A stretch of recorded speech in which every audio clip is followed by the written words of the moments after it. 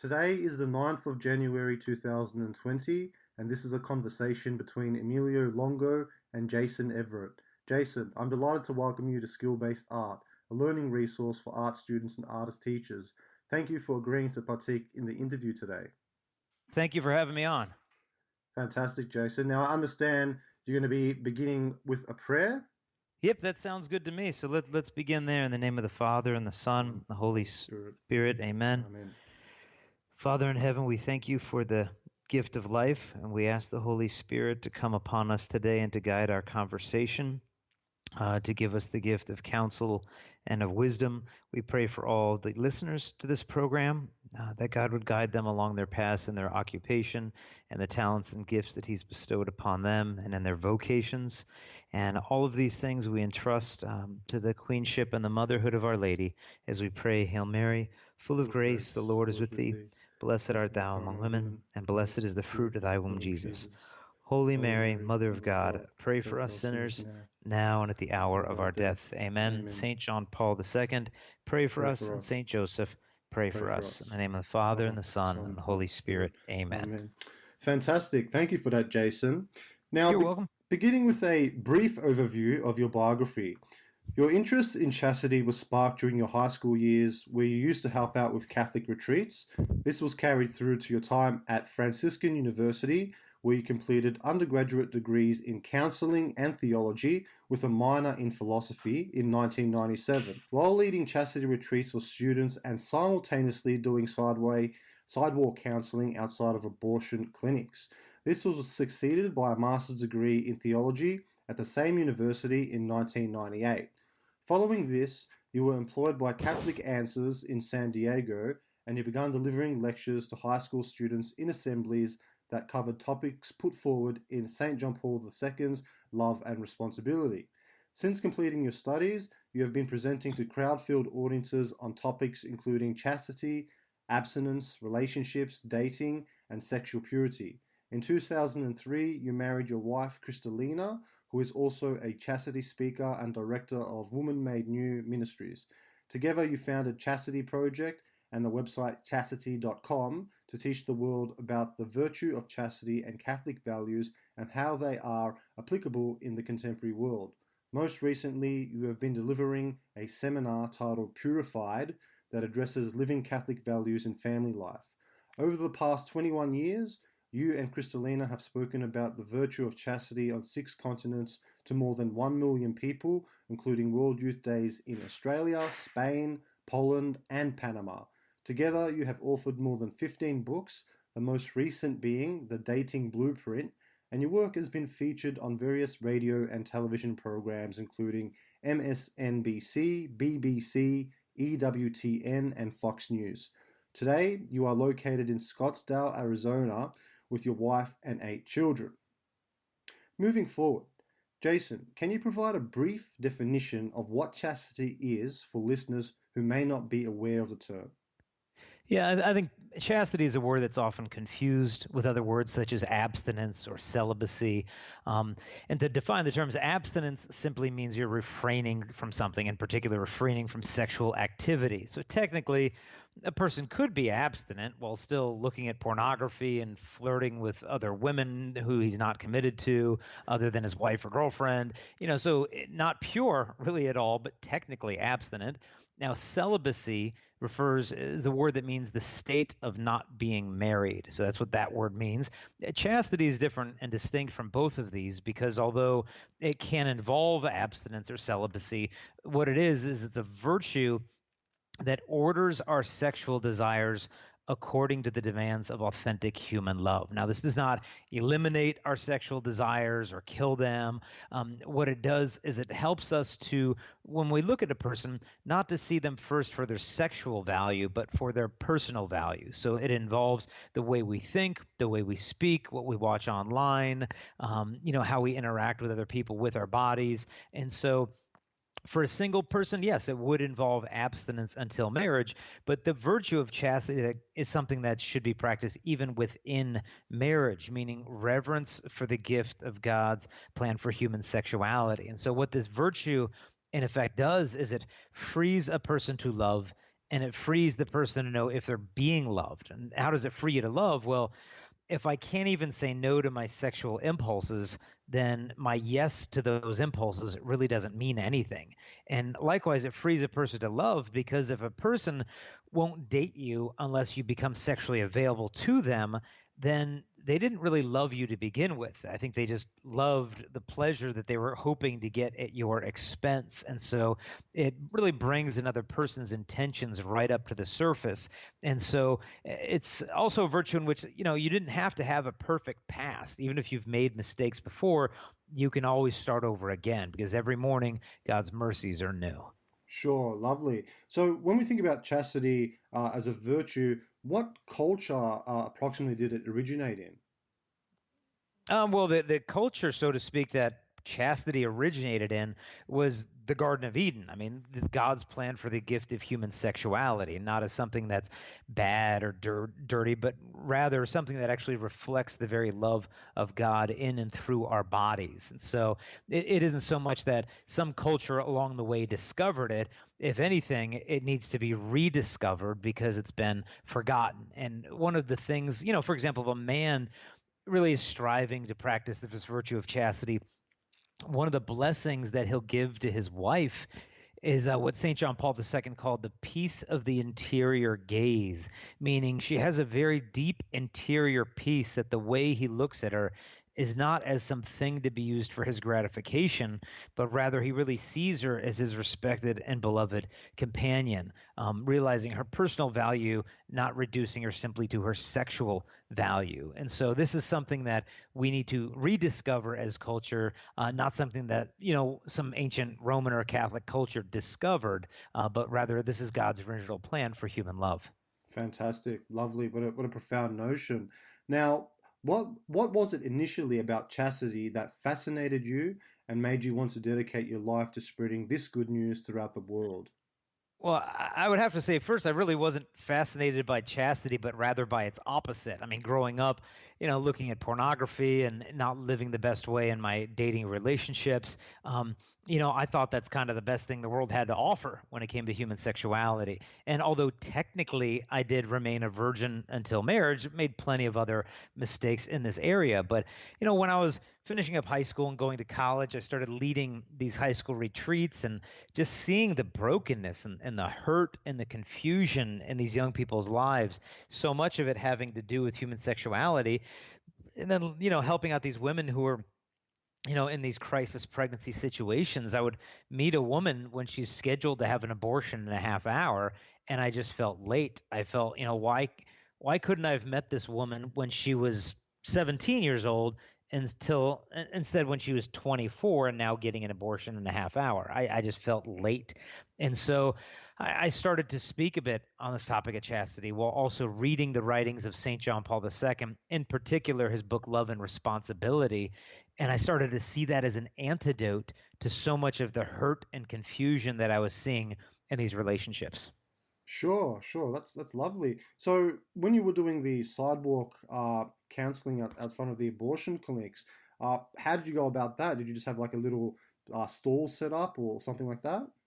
Yeah, well, it was a ministry that was run by my college, and you could sign up to learn how to do it and then volunteer. And, at first you're just out there praying for the people who are doing the counseling. Then eventually you learn how to approach the women, charitably and not in a judgmental or shameful way. And, try to offer them different alternatives, such as adoption or things like that. And, so you go through a little bit of training and then you just wait on the sidewalk there, and it's a busy downtown street, and they kind of teach you how to look at the women's eyes and to try to discern a block away from the abortion clinic who's walking in to get an abortion. And so you're just looking at all these people passing by, and then sure enough, you could spot them a mile away. Wow. Just the anxiety and the hurt and the stress, because women don't want to go through this. And, you see her and you ask her, ma'am, are you looking for the women's health services, building? Oh, yes, I am. And then you just walk with her on that block on the way there and say, now I don't work for them, but we just want to let you know that there's some alternatives because I know this is a really stressful time for you. And you just try to come alongside them in prayer and compassion. And, unfortunately, most of them go through with their abortions, and it's heart-wrenching to watch that and then see them coming out, 2 or 3 hours later, just kind of hobbled over and crying sometimes. And, once in a while, you are able to save a baby, and obviously it's a deeply rewarding experience, and brings a lot of joy. So it's stressful and draining ministry work, and God bless the people that are doing it. But I realized to save the most unborn babies, we got to swim upstream. We got to go to where the source of the problem is, which is unchastity. Sure, lovely. And thank you as well, Jason, for doing that. What incredibly important work that was that you were doing there. Yeah, well, I mean, it was a blessing to be able to do it. And I don't think I necessarily had a great charism or gift for doing it. I remember one nun came up one day and she said, "Oh, can I help and talk to the women?" We said, "Oh yeah, sure, sister, give it a shot."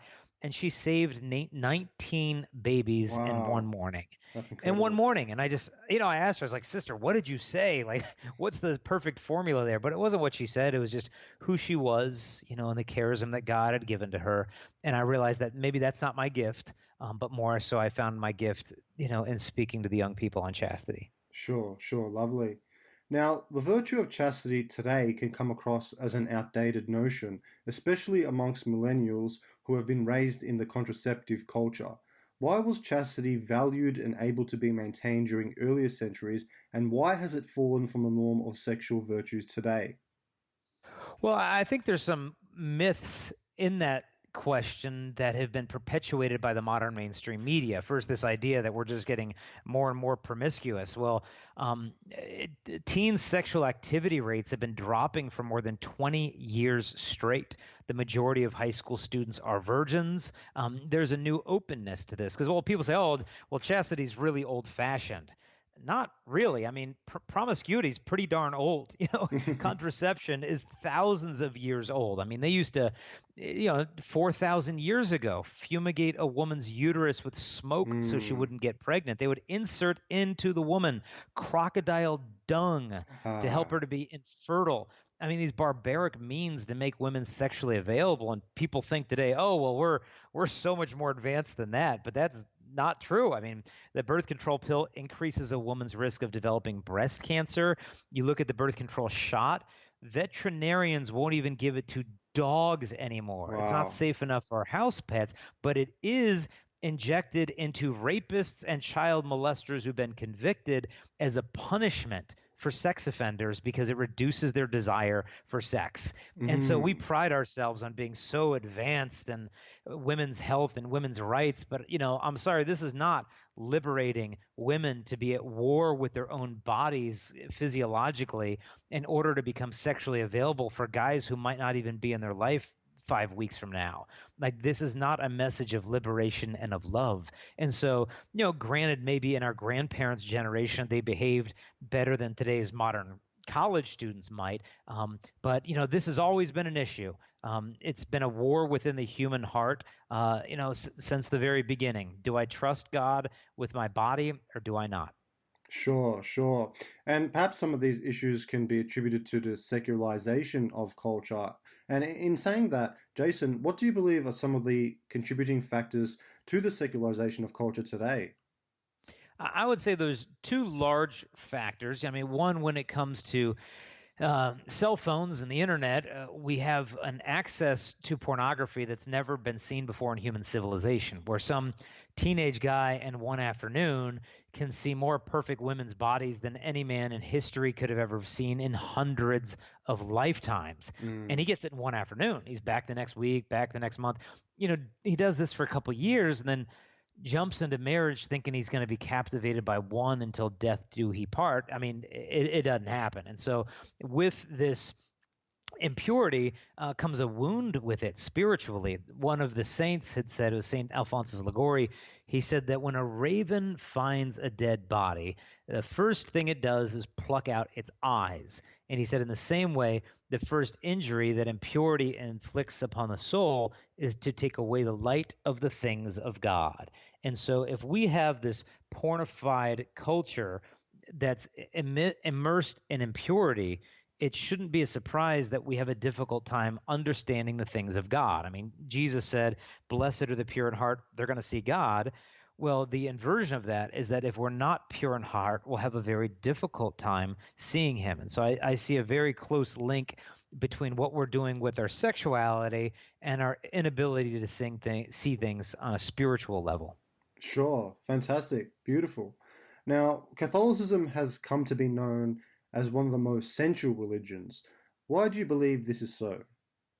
Well, I think it's because Jesus Christ is the one who started the Catholic Church. And in becoming man, he not only revealed God to us, he revealed us to ourselves. I mean, he understands what it means to be human, that we're not disembodied spirits. I mean, now with the release of the new Star Wars movie, there's, little, and this new TV show called The Mandalorian, there's this big, social media blitz for this little baby Yoda. And it made me think that Yoda, in one of the lines of Star Wars, he kind of pinches Luke Skywalker, kind of pinches his shoulder, and he says, "Luminous beings are we, not this crude matter." And this is this is pure heresy. I mean, Yoda was a heretic. I mean, he believed in essentially Manichaeanism, that Mm, as dualism, that the body is inferior, spirit is good, matter is bad. But the Catholic Church says no. God created us body and soul. And so we are not a disembodied religion. This is why we're using holy water and holy communion. And, the priests, may lay his hands on your head at the moment of absolution of communion. That, God uses natural means to bring about supernatural realities. I mean, that's what the incarnation itself was. And so the Catholic Church continues to be an incarnational religion. beautiful, lovely. Now, speaking on the virtue of chastity, how do you think we are supposed to interpret the Song of Songs in the Bible? I remember there was a rabbi, a Jewish rabbi, who said, all the books of the Bible are holy, but the Song of Songs are the holy of holies. And Mm, he said all the days from the beginning of creation until now are not worth the day on which the Song of Songs was written. And so, well, why? Well, what's such a big deal about a book in the Bible that doesn't even say the word God? I mean, God isn't even mentioned once in it, yet on his deathbed, St. Thomas Aquinas asks the other monks to come and read him the Song of Songs. Well, why is this, celibate theologian asking for ancient Jewish erotic love poetry to be read to him on his deathbed? And the reason for that is because the one flesh union of a man and a woman is intended by God, not only to be a foretaste of the intimacy and the union and the love that our souls will have for God for all eternity. That the one flesh union of the man and the woman is a sign of the very inner life of God. That the Holy Trinity, in his very essence, is a communion of persons, of life-giving love. And when a man and a woman love each other as they ought to, they become a visible icon of this eternal love of God. lovely. So, in saying that, Jason, when you're actually reading Song of Songs, literally, are we talking about the act of intercourse? Well, I mean, some of it does discuss that. I mean, what we're talking about is an espousal between the fiance, so to speak, and the groom to be, where it's this a duet. And I remember one theologian said it's almost like you take that first fascinated gasp of Adam upon seeing the body of Eve, and you turn that into an entire book. And so Mm, it's a story, it's a progression, a duet of their love back and forth, leading up to the marital union between the two of them. And people need to realize that, like, human sexuality was not something invented by the devil. I mean, that's really giving the devil far too much credit.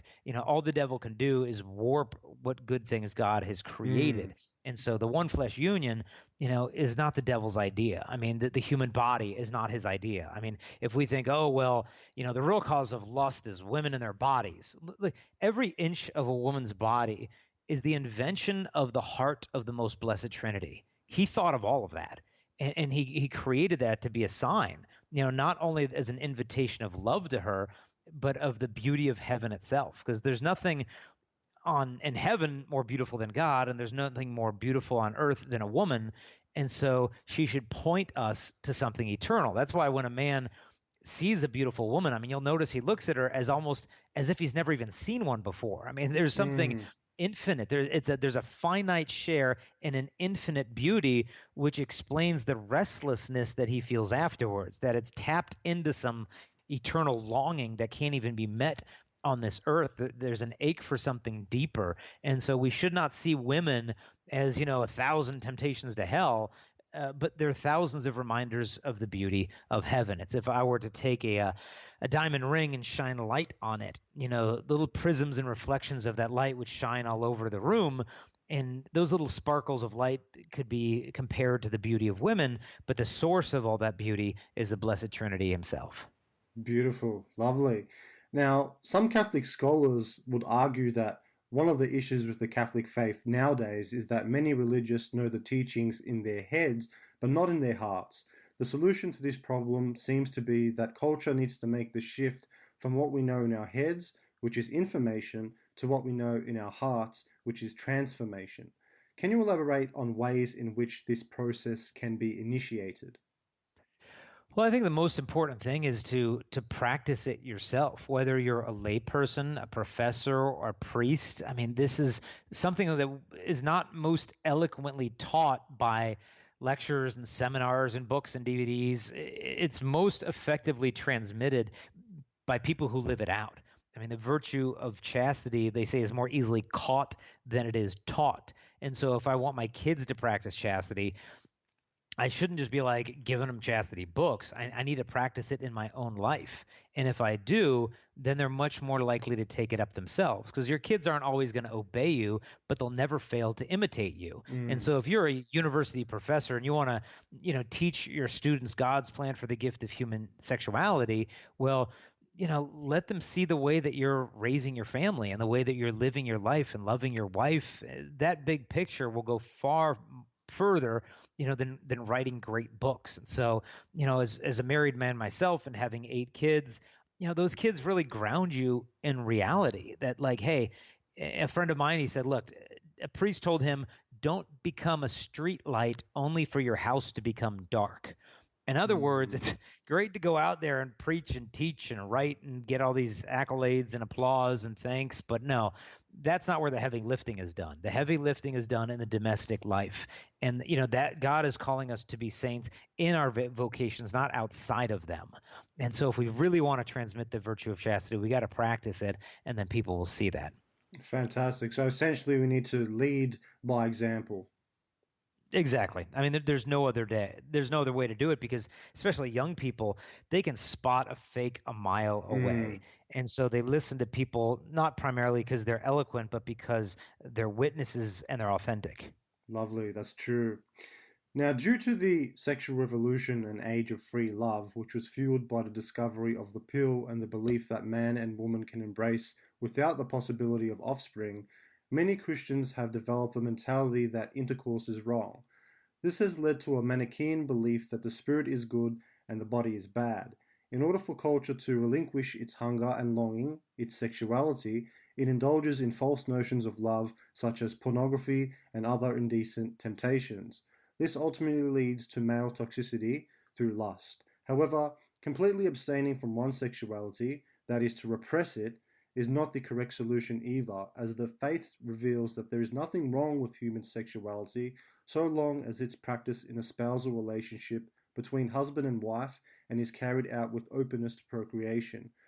With this return to an unadulterated understanding of human sexuality, the deepest of our desires will be nourished and ultimately it will satisfy the ache, the cry of the heart in which we all feel. Can you expand more so on these ideas and how we can restore the true meaning of human sexuality in the culture? Yeah, I think it can begin by acknowledging the fact that repression and indulgence aren't the only two options on the table. I mean, some people think, well, either I can indulge in this compulsion to lust and make myself happy, or I can repress it and make God happy. And I think what this fails to take into consideration is that, indulgence will not bring you joy, and repression does not glorify God. There's another option on the table, which is the virtue of chastity, which is not about stuffing our desires into some conscious place in our mind where they await some some opportunity to explode because we're repressing ourselves. No, it's acknowledging, their power and just refusing to be dominated by that. And so, what does that look like? How do you refuse to be dominated by it? Well, when you see, for example, a beautiful woman, or let's say something in your imagination pops up, instead of thinking, oh, that's bad, oh, her body's bad, this is evil. Yeah, you should turn away from that which might incline you to lust, but there's got to be a more substantial answer than just no. And I think the ultimate answer is yes. Well, what do you mean yes? Like, how do I say yes to some pornographic pop-up ad on my computer without sinning? And this is the kind of a strategy that I would recommend. You could see someone beautiful and say thank you to God. Gratitude. Use gratitude to fight lust. And so you see a beautiful woman, and you could almost trace the sign of the cross on your forehead, just a little cross, and the first motion of the cross is up.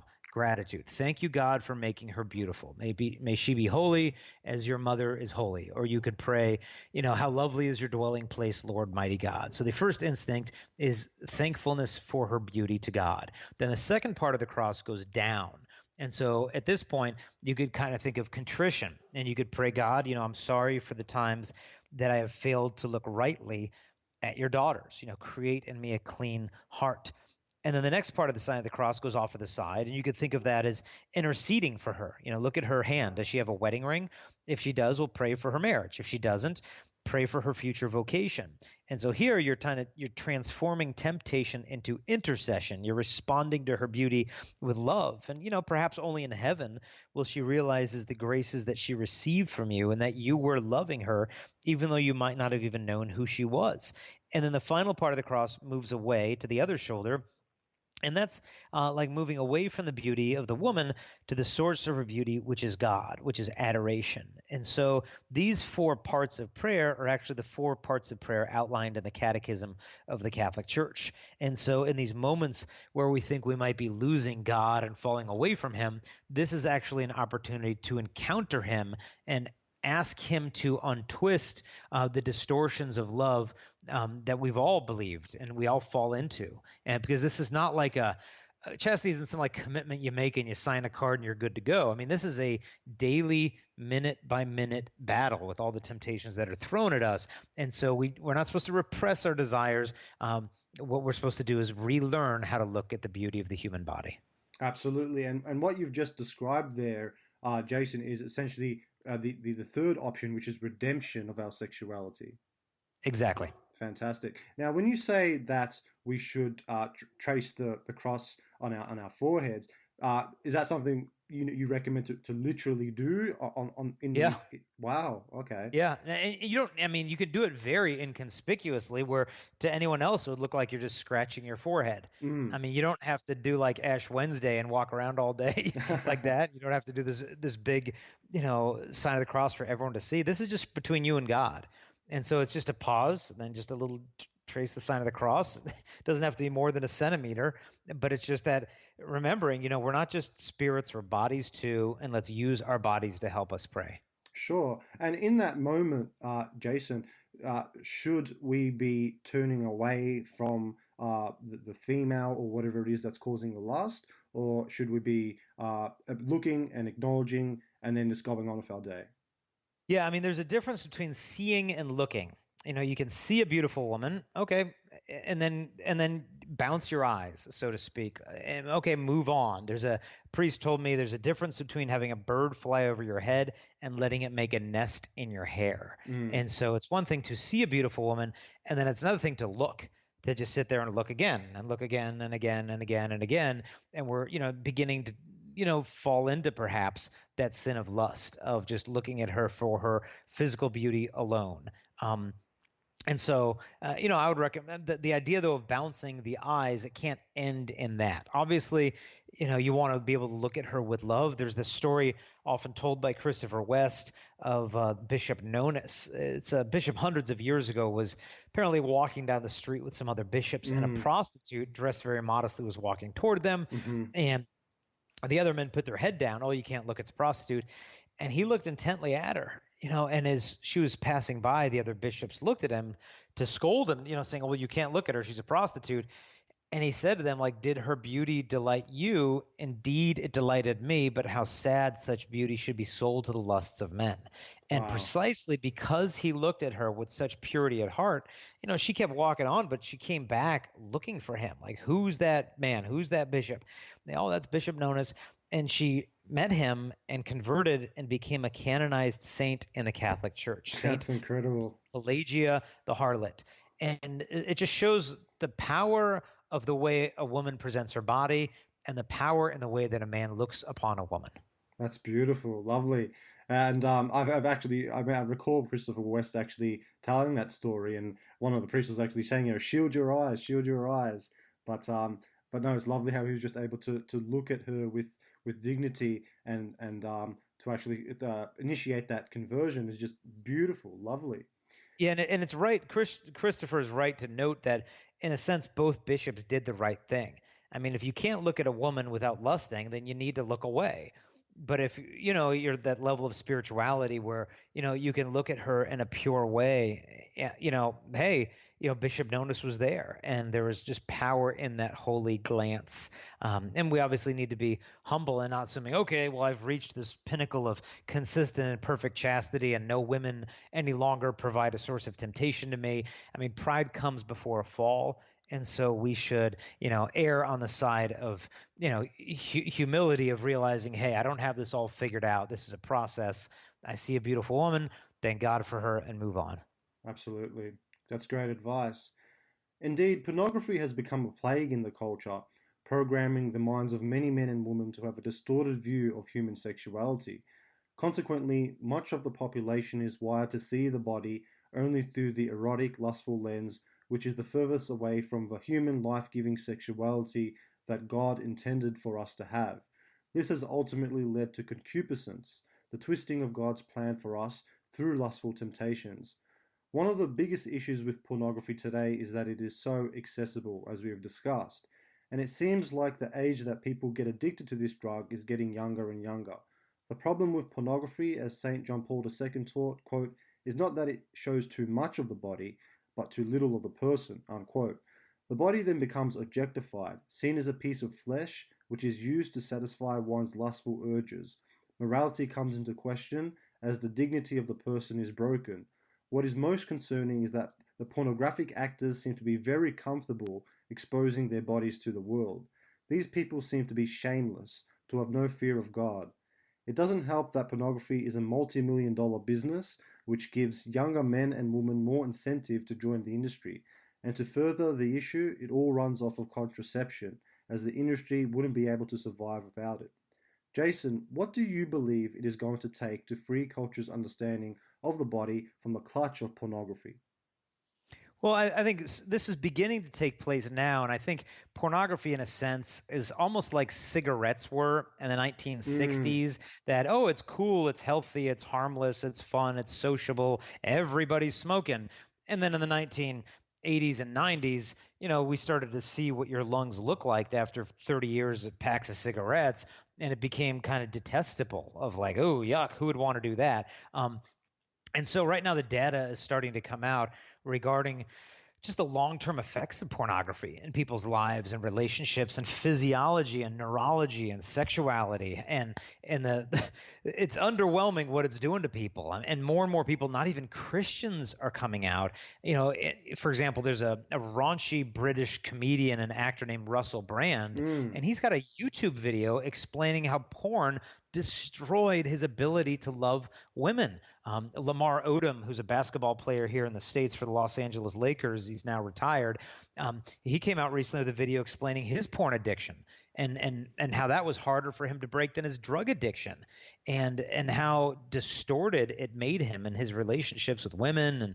And so thankfully more and more people are coming out and saying, hey, this is really harmful neurologically in terms of your relationships. This is not good. And ultimately, though, I think we need to be able to break free from porn, not because it's bad for me as the viewer. No, I mean, ultimately, that's a selfish reason. It needs to be gotten rid of because it's degrading to the performer himself or herself. And so I think the porn industry only exists, kind of like John Paul said, not because it shows too much, but it really doesn't show anything at all. And what I mean by that is like the porn star is the center of all of the attention, and yet she's completely out of the picture. She's completely ignored. Meaning, okay, well, there's that woman in the film. Okay, what's her story? Was she molested by her uncle when she was 12?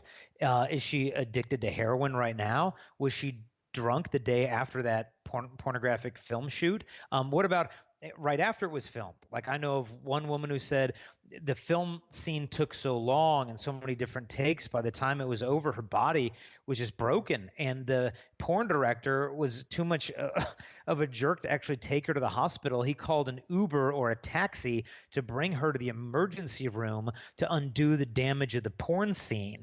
I know of another woman who said she had to leave the industry after like her fourth abortion. It was just too much for her heart. Now, imagine a guy tempted to look at porn if he actually saw the full woman. Oh, yeah, that girl was molested by her uncle when she was 12, and then this happened to her, that happened to her. She's strung out on drugs, and she will conceive a human being during this pornographic film who will be aborted in 6 weeks. Can I now click that link and take delight in all of that degradation and brokenness? I mean, no, I couldn't, because I see too much. And so the porn industry only exists because it hides so much of the women. Absolutely, and that's incredible the way that you've explained it. One sees the full picture, how that can really change one's perspective on the actual scene or the pornography. And let me ask you this, Jason, as well. When we think about the whole idea of dating and courtship, there is a difference there. So can you explain exactly what the difference is between dating and courtship? Yeah, there was a popular book that came out a while ago in the States called I Kiss Dating Goodbye. And it kind of said, well, dating is kind of the problem and the solution is courtship. And to me, the words can mean so many different things to so many different people. What's more important than this term or that term is the principle behind it, meaning the traditional idea of courtship would be that you're only doing it because you're discerning marriage with this individual. So it's taken more seriously. Typically, it's more involved in the family, meaning mom, dad, what do you think about this person? It's not divorced from family intervention and guidance. And to me, these are principles that need to be practiced, whether you call it dating, whether you call it courtship. That's what we need to be doing. I mean, it's not so much the titles as it is, if by dating you mean just kind of, I'll ask this girl out. I don't necessarily know if she'd be a decent wife or not, but she's really cute and we've been flirting with each other at work. Obviously that superficiality is not going to stand the test of time. And so, I would not recommend that type of serial dating. But in the same respect, we just released a book called The Dating Blueprint that I wrote that actually teaches guys how to date, because they don't.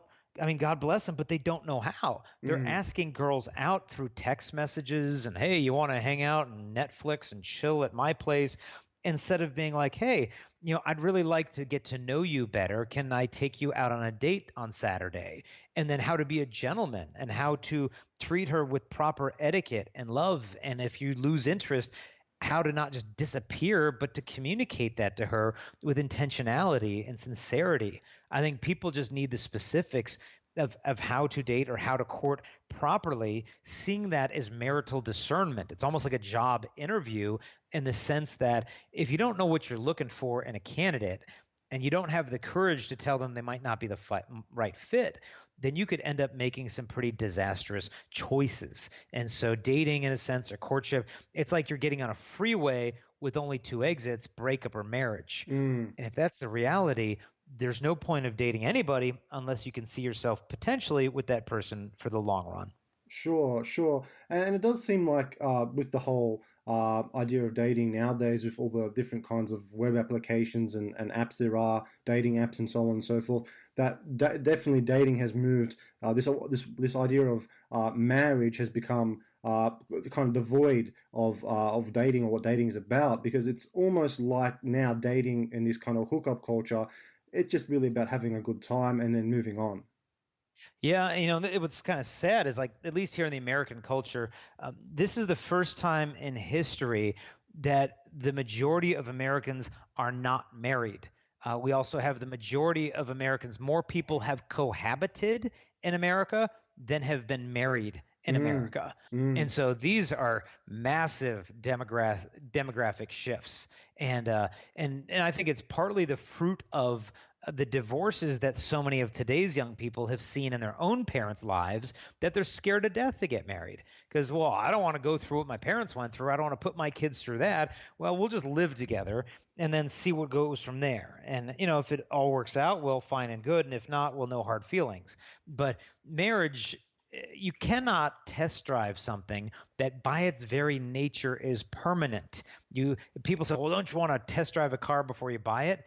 And you do, but what do you do with the car in 5 years and a better one comes out? You dump the old one, you get a new one. I mean, are you going to do that with a spouse too?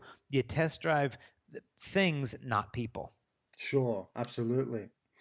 Now, on the virtue of modesty, can you provide an example of what modesty looks like in the 21st century? Well, I think we've got to understand that modesty goes far beyond an outfit that you wear or don't wear. It has to do with your intentions. It has to do with the way you speak, with the way you dance, the way you dress. It's a reverence for this gift of human sexuality. And many women today, I think, are very defensive about the idea of modesty. And I think I understand that. It's because for thousands of years, the whole problem of lust has been blamed on women. Well, it's your outfit and it's your body. I mean, you kind of caused and triggered this in me.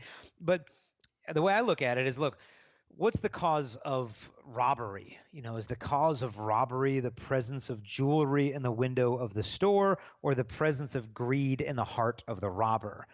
Robbery is caused by greed, not by money. Mm, And so, likewise with immodesty, the human body, especially the female body, does not cause lust. What causes lust is our hearts not knowing how to look rightly on the human body. Now, with that having been said, this is not to imply that a woman can dress however she wants, and if a guy struggles with that, well, then that's his problem. We have to feel responsible for each other in this duty we've been given to build up a civilization of love. And a woman's body is not the best thing she has to offer the world. And so it would be helpful if her outfits reminded us of that fact. mm. Yeah, that's so true. So I know, like here in Australia, for instance, with female fashion, one of the big things is active wear, like gym wear, and Mhm. we notice as well that a lot of females nowadays, I mean, might not even be going to the gym; they might just be going down to the grocery store to do their weekly shop, but they're wearing this very tight, revealing clothing just as everyday wear.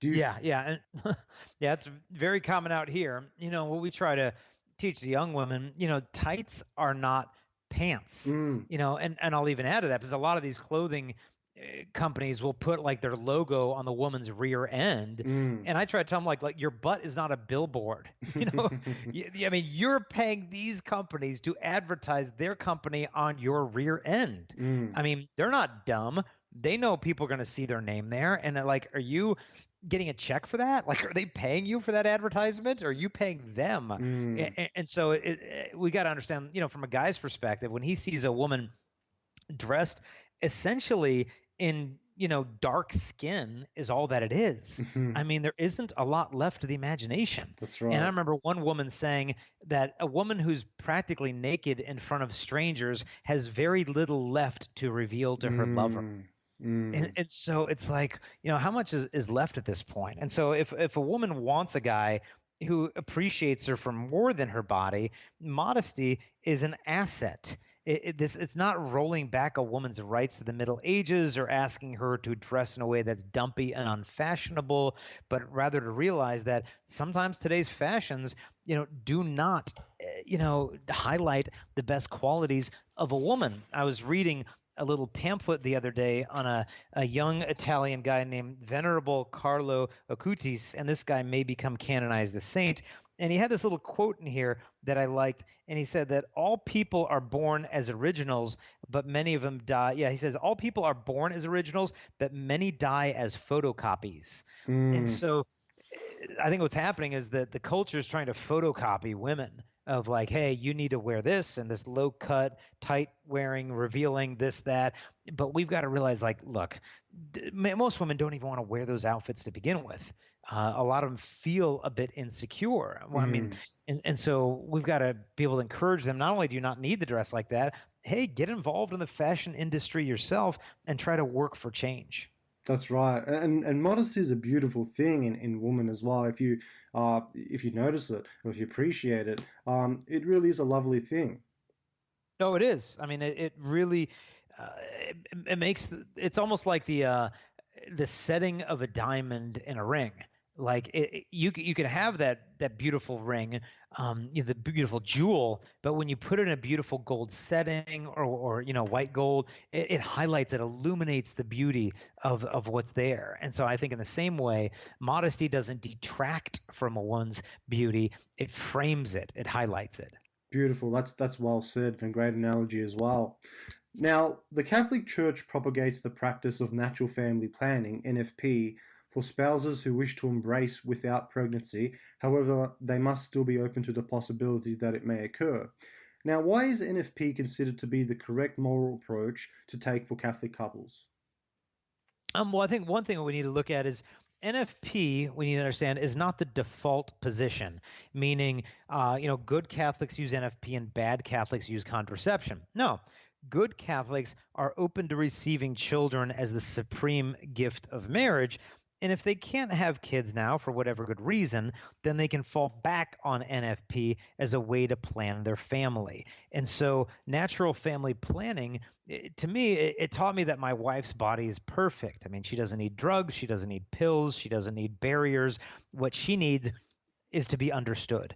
Because if we can understand her fertility, then instead of suppressing it with chemicals to conform to our desires, we can form our desires to the perfect way that her body has already been created. And so it's really, to me, authentic sexual liberation. I mean, giving my wife pills to make her more available to me is just messed up. And if, Mm, if a pill could increase my wife's risk of getting breast cancer, by a couple percent, I'm sorry, that's not even an option on the table.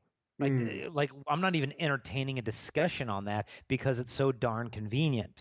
And that's just the tip of the iceberg on the side effects of these things. And so the beautiful thing is God has already built into the woman's body seasons of fertility and infertility, and not in terms of menopause, Mm, versus fertility, but every single month there's a time she's fertile and not fertile. And all we have to do is learn that and work with it. And natural family planning is more than 99% effective. And couples who use it have a pregnancy rate under four, or not a pregnancy rate, have a divorce rate under 4%. And so it's more than 99% effective in planning births. And then the couples use it at a very low divorce rate. And so to me, it's almost like women don't even really want to contracept. I mean, they may want to have intercourse without babies, but they've never really wanted to be at war with their own bodies in order to achieve that end. absolutely. And the great thing about natural family planning as well is that it really teaches the husband temperance. It isn't a selfish act, as in I need this right now. Give me your body, but it's about waiting until the female is ready in her particular reproductive cycle to embrace without the possibility of having a baby. Yep, and so I think it keeps those couples from taking one another for granted because they're not always available if they're trying to plan out a family and not get pregnant at this time. It also opens up communication in terms like, okay, why are we doing this, and do we need to still doing this, or can we have kids now, or what do you think? Whereas if you're just on, some contraceptive, sometimes you don't even have to have these discussions, for months and months and months on end, because the guy's kind of divorced from the whole process. It's Mm, just, well, she takes her pill, she takes her shot, her implant or whatever, and then that's it. And so NFP requires a lot of more communication between spouses. absolutely, it makes sense, definitely. Now, Jason, let me ask you this: why is it that traditionally the man is the one who initiates and chases the woman? It was interesting. I was at a conference this last week, and a college girl came up to me, and and she kind of wondered, like, well, what do you think about girls asking guys out? Mm, Kind of like playfully, like, well, what if I want to do this? And I just looked at her and I said, you don't want to. And she stopped and mm. she's like, yeah, you're right. I don't. And it wasn't like, okay, we're gonna have a debate over this. I just told her, you don't even want to ask a guy out. And she's like, yeah, that isn't what I want. I mean, what girl really grows up, wanting to serenade a guy, like I'm gonna like sing to you, and then one day I'm gonna propose to you, and then one day the groom is gonna walk down the aisle to me and we're gonna sing Here Comes the Groom at my wedding. There's something ontologically off here. And Mm, I think historically the reason why men have pursued women is it takes the burden and risk of rejection off of the woman and puts it completely on the guy. And so mm, it's not a way to demean women, it's a way to honor them, that she's not the pursuer, she's the prize. And unfortunately, because I think largely because of pornography, guys aren't pursuing girls anymore, at least not for the right reasons. They just want to get mm. lazy and get on some app and have it did the work for them. And so back in the 20s, 30s, 40s, I remember talking to one grandma and she said they had dates every weekend back then. The guys were pursuing them. One grandma I know got 10 marriage proposals in a span of 5 years. I mean, that's getting an engagement ring every 6 months because the guys, didn't see asking girls out as some risk. They saw it as a privilege and a gift and a gateway to their future vocation and family. And so we need to grow up a little bit, I think, as men, instead of waiting around for a girl to throw herself at us for us to say yes. Definitely, and I think that speaks as well to our current generation as well, who are perhaps a little bit more spoiled than perhaps the previous generation. And Jason, can I ask you, with that idea in mind, there's a lovely story you've got, I think, of your grandfather who was in the war at one point. He was flying over enemy territory, and I think the fuel in the plane was going to run out, and he was going to be landing to enemy territory essentially. And you had given that as an analogy to help people understand as how men back then were a lot more convicted in their way. So this idea of that when your grandfather got home, he was pretty much had it in his mind that he would 100% be proposing to his girlfriend at the time. I'm not sure if I got the story exactly right, but do you mind sharing that story just briefly? Yeah, I mean, the day after high school graduation, he was drafted into the army and fought in World War II. And he would deliberately be flying his plane into thunderstorms at night over enemy territory to evade Japanese fighter aircraft. I mean, this guy was only 20 years old at the time, and on one of the missions, the engine just stopped working and the plane started plummeting down, and they're 300 miles behind enemy lines and delivering a cargo load of barbed wire, and they start throwing the barbed wire out the back of the plane to lighten the load. They're lacerating and cutting themselves on the barbed wire, and he prayed, and the engine kicked back on suddenly, and he was able to pull the plane out. I mean, if they had landed even safely, they would have been killed because they were over Japanese camps that took no Mm, prisoners. They'd be slaughtered. And he turned that plane around and got everybody home safe. And not only did he get home safe, 16 million other people in the armed services came home safe from World War II. And these people, came home on a mission, and they became what's known now as the greatest generation. They started not only families of 10 kids and marriages that lasted 70 years, but they started businesses. They were entrepreneurs, they were committed, and they were not waiting till they were 34 years old to actually grow up. And so it created it was a very different civilization than we have today, where now we've got 27-year-old guys who still live at their mom's house and play video games. And I mm. think the people the casualties of this are the single young adult women who are ready to start their vocations, and the guys just aren't around. Absolutely. So, in a sense, those 27-year-old men who are playing video games and addicted to pornography really have, the emotional maturity of a 12-year-old, right? Yeah, unfortunately, the age at which they started turning to those habits to deal with life, sometimes being bored or they're lonely or they're angry, stressed, and tired, is the emotional age at which they remain. They might look like they're a grown adult on the outside, but emotionally or spiritually, they could be still stuck in adolescence. Absolutely.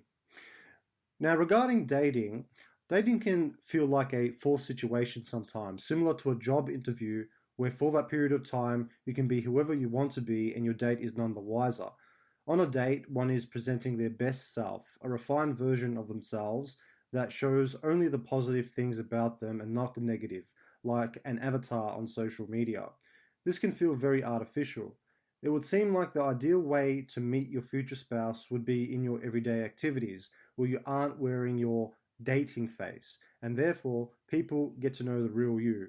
Apparently, the single most popular context to meet a spouse is in the workplace. Jason, what is your opinion on this idea of the shallowness of dating today?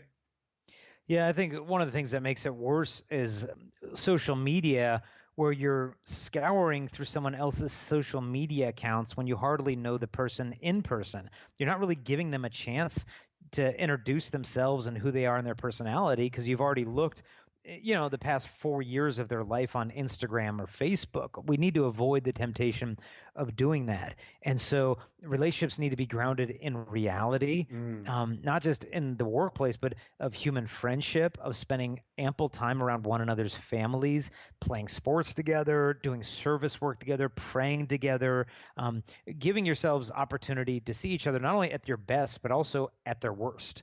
And day-to-day life and interactions, especially when they're grounded within the family, can offer you the additional benefit of the input from people who love you and whose opinions you respect, that they might be able to see some red flags in this relationship that you're missing. Whereas if you are detached from that accountability and interaction, you're missing out on all that potential wisdom. Absolutely. Fantastic. That's well said. Now, in various contexts, you have stated that, quote, a groom must die to himself for his bride, unquote. This is illustrated in the attire of bride and groom on their wedding day. The groom wears black, symbolizing death, whereas the bride wears white, symbolizing life. Can you elaborate on this idea?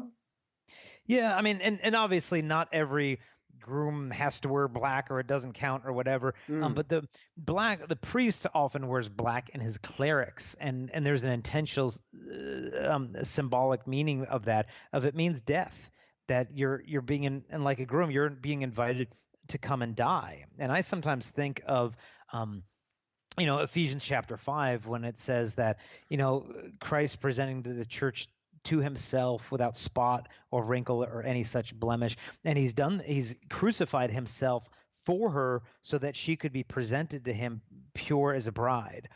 And so that image of a crucifixion to sanctify your beloved is a biblical icon that we need to live out in our dating relationship, so that when your wife walks down the aisle to you, or your soon to be wife, she's wearing white and her dress matches her soul. I mean, it mm. actually means something.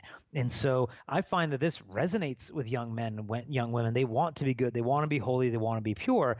Obviously it involves a battle, but that's why Christ, I think, looks down from the crucifix at every man, and he just says, hey, this is how I got my bride to heaven. How else do you think you're going to get yours there? That's why John Paul II said the perfection of love comes only through the cross. Absolutely. And this idea of a groom dying to his bride is essential for the groom to actually serve his bride fully. Is that right? Yes, I mean there's got to, I mean, but in a sense it's a mutual dying to selves. Like they both have to start thinking about the other more than they think about themselves, and that's the only way you're going to have a successful marriage. Obviously, it's a lot easier said than done, and we all fail in that regard at different times. But that's why there's got to be sacrificial love going in both directions, mercy going in both directions, and plenty of forgiveness and patience. Lovely. Now, you and Christopher West often recite the following quotes in your talks. Quote, the union of man and woman itself is meant to be here on planet Earth an image, a foretaste, a little glimmer into the eternal ecstasy and bliss that awaits us in heaven. A husband is to love his wife as Christ loves the church, and Christ's love is a life-giving love. God loves us, wants to marry us, and he wants to fill his bride, the church, with eternal life, unquote. Jason, would you go as far to say that these quotes encompass the meaning of true love? Uh, they are, because God is love. And so our love is true to the extent that it reveals divine love. And so this is why the bride and her role, as a wife, she's reflecting, in a sense, the church, that bridal openness to receiving the gift of divine love. And the groom, being an image of Christ, is the one who initiates this gift of life-giving love that uses his strength to serve and to sacrifice for his bride so that she might be sanctified. And when a husband and wife live this out, it becomes, I think, one of the greatest forms of evangelization on earth, to make the invisible love of God visible by the way that we love each other. Fantastic.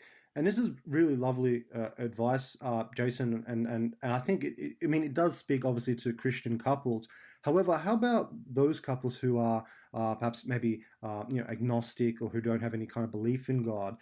How do they play out some of these things in their relationships? Well, I think, I speak at a lot of universities and schools that aren't Catholic or even Christian, and you can at least begin on this common ground of like, well, what is love? Love is to will the good of the other person, to do what's best for someone else. And now, it doesn't matter if you're atheist, agnostic, you're going to agree with that. And if we could just agree on what love is, doing what's best for your beloved, then you can build the whole case for chastity on that, of fidelity, not only of my body, but of my heart, my eyes, my imagination. Everything can be built on that foundation of what love is. And so that's why John Paul II said chastity can only be thought of in association with the virtue of love. And so that's our job, to wed that virtue, those two virtues together, because they cannot exist in isolation from each other. Sure, beautiful. Now, in short, Jason, according to Catholic doctrine, what is the correct way a man should love his wife? Now, you've elaborated on this in previous answers, but perhaps if you could put it in one or two sentences. I remember when our priest at our marriage who's saying, you really only need three virtues for marriage. And those are the virtues of patience, and patience. So I think that would be one of the preeminent ways, and that's why chastity and abstinence prepares you for marriage, because it requires a lot of patience. That way, when your wedding day comes and your marriage hits and it's hard, I mean, G.K. Chesterton said marriage is a great adventure like going to war. So it's tough work. And so it's going to require a lot of patience. Absolutely. And Chesterton had that lovely quote as well, where he talks about this idea of, men and women aren't really compatible, but it requires sacrifice to meet that kind of compatibility as well.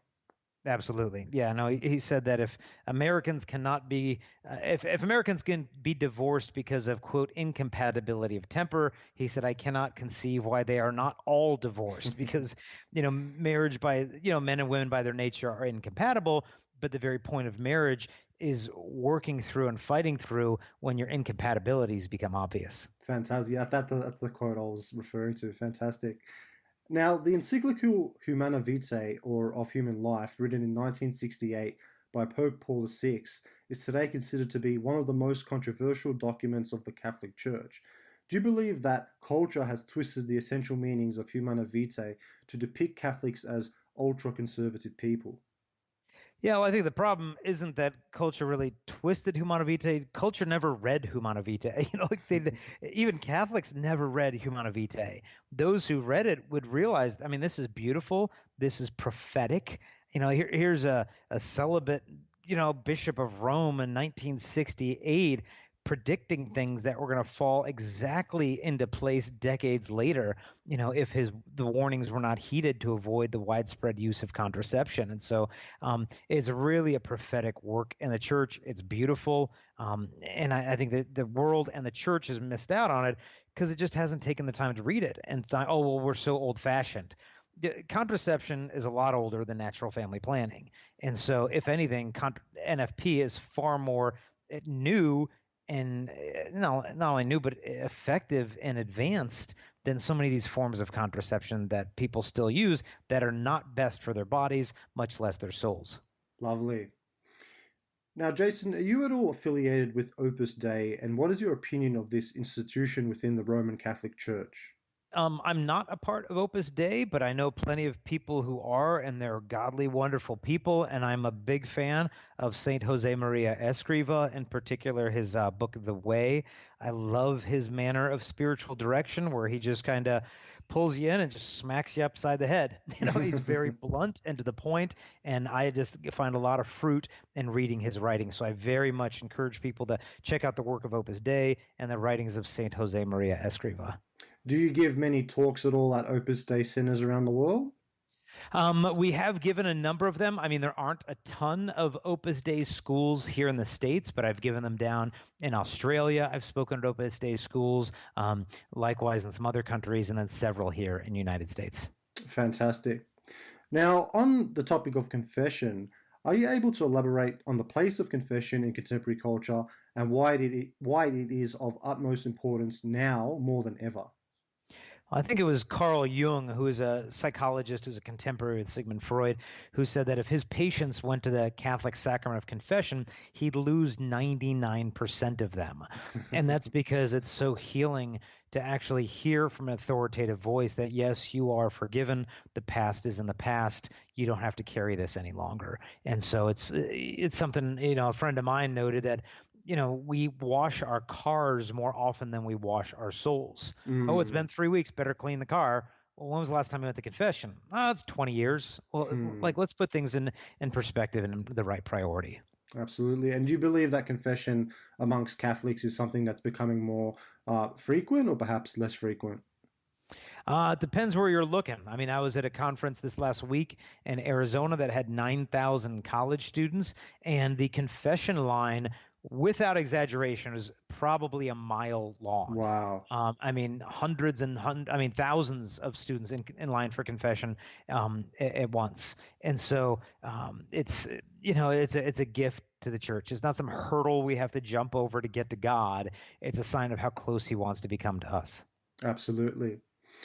Now, what do you believe it was that early artists of the Catholic Church had that contemporary artists and even church architects are today lacking? Faith. I mean, you look at, for example, some of the Catholic churches out there. I mean, like, what are they thinking? I mean, some of them are just so ugly. It's like they're trying to win some architectural award instead of bringing glory to the person who's in the tabernacle.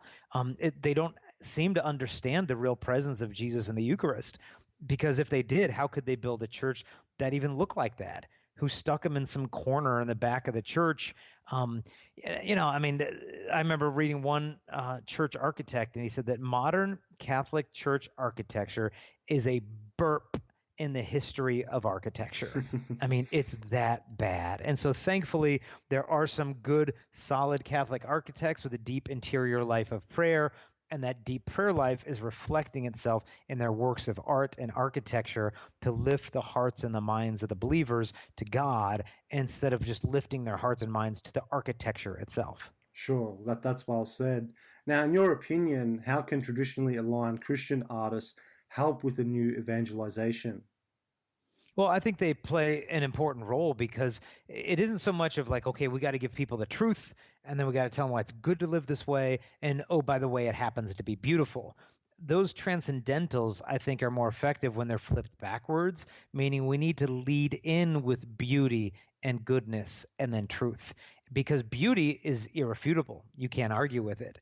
Um, and so I think artists, musicians, architects play an important role in the new evangelization on using beauty as a vehicle for understanding God, for lifting hearts and minds to God. I had heard of one, I think he was an Eastern Orthodox abbot, and he was in charge of deciding which icons would be used in the church and for the liturgy.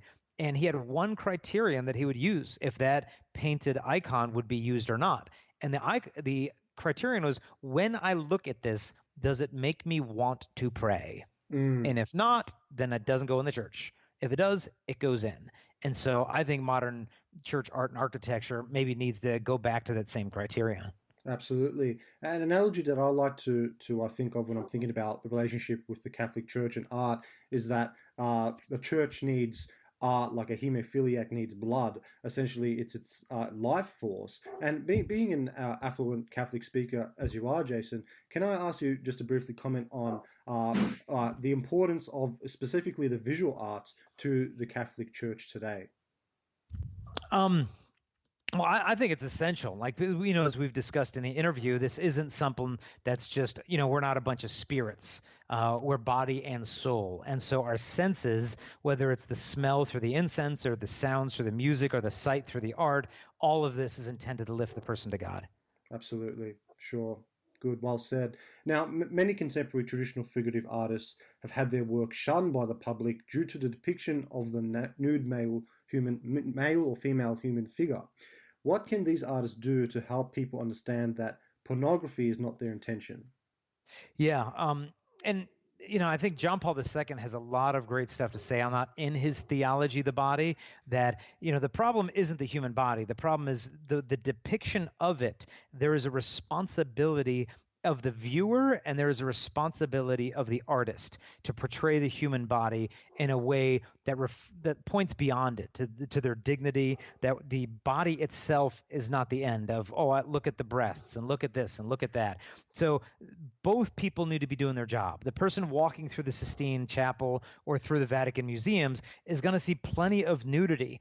And if their heart is not in the right place, even such a holy place can be an occasion of sin. But it's not because the artist was not doing their job, whether it be Michelangelo or whoever. They were portraying the human body in a beautiful way. And obviously the worst scenario is when you have an artist who does not have pure intentions to display the human body, and then you have a viewer likewise who isn't looking rightly at the human form, and that's a sure recipe for lust. But in the same respect, if both people's intentions are in the right place, it lifts our hearts and minds to God. Absolutely. So it's all about the intentionality of the artist who has created the effigy or the image with purity of heart, and the intentionality on the viewer, considering that they're looking at the image with purity of heart as well. Exactly. Fantastic. Now, approaching the end of the interview, there seems to be a trend in culture that supports the notion that men shouldn't show emotion. Why do you think men have the tendency to feel emasculated when they talk about their emotions, and what do you believe the solution to this problem is? I think there is definitely that traditional stereotype of the stoic man who isn't very emotional. And this obviously differs from culture to culture, but, perhaps a good place to start would be in our own prayer lives of being able to bring our emotions to God in prayer. That when we go to prayer, speaking to Him, okay, what's going on in my heart right now? Am I feeling anxious? Am I feeling nervous? Am I hurt? Am I afraid? Being able to verbalize these things within ourselves to God and having that more authentic relationship with Him will not feminize us. I mean, it makes us more authentically human. And you read the book of Psalms, I mean, it is raw with human emotion of agony and ecstasy and a betray and abandonment and victory. Like everything in there is so full of emotion. And it's not that King David was lacking in masculinity in any shape or form. He was fully human, and that's why he let his heart cry out so fully to God. Beautiful, lovely. That's well said there as well, Jason. And just in conclusion, many Catholic scholars would agree that if we are to restore culture through Christ, we must undergo the process of humanizing the heart. And this speaks to that idea of men showing emotion as well. In a practical sense, can you explain how this process can be initiated in culture today? And in particular, how can artists help in this restoration?